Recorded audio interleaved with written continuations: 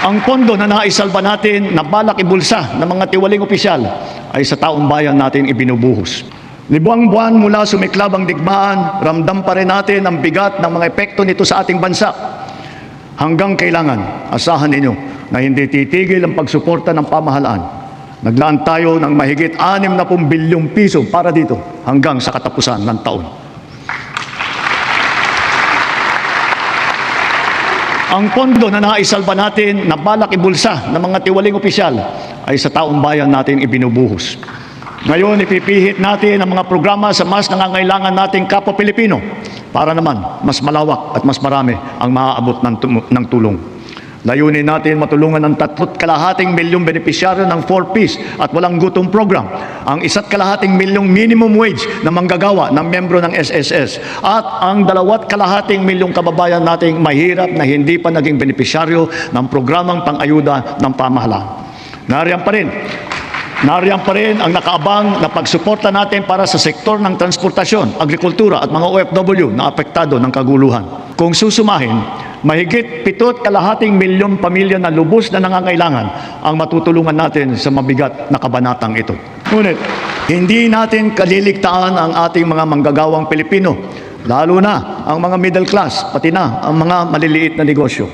Alam natin na sila rin ay nabibigatan sa epekto ng krisis. So, to ensure the continued progress of the middle class amidst the lingering effects of the crisis, we will pursue tax relief measures that promote growth, that generate revenue, and advance equity towards socio-economic sustainability. Kaya bilang natatanging proteksyon sa kanila at para mas mapakinabangan nila ang pinaghirapan nilang kita, nananawagan ako sa Kongreso upang maipasa ang batas na magbibigay ng bahagyang ginhawa para sa ating bayaring buwis. Una, palawakin natin ang exemption sa income tax. Dagdagan natin ang mga manggagawang malilibre sa buwis sa kanilang kita. Isasama na natin ang mga kumikita ng hindi lalagpas sa 350,000 pesos kada taon. Kasabay nito ang karampatang pagbaba ng income tax ng iba parang manggagawa. Pangalawa, ang mga maliliit na negosyo ay hindi napapatawan ng minimum corporate income tax. Pangatlo, para mapanatag ang loob ng taong bayan ang pagbigay ng amnesty para sa mga hindi nabayarang buwis tulad ng income tax, estate at donors tax at value-added tax. Kasama na rin dyan ang mga multa na kaakibat ng mga ito. Malinaw ang mga leksyon sa atin ng mga nagdaang buwan. Una, ang kahalagahan ng seguridad at katatagan ng bansa pagdating sa enerhiya at sa pagkain.